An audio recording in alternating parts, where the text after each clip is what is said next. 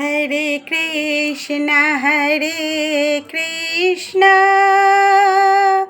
কৃষ্ণ কৃষ্ণ হরে হরে হরে রাম রাম রাম হরে হরে।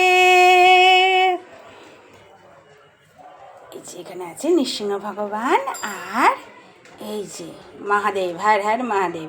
আর এখানে আছে এই যে কুবেরজি।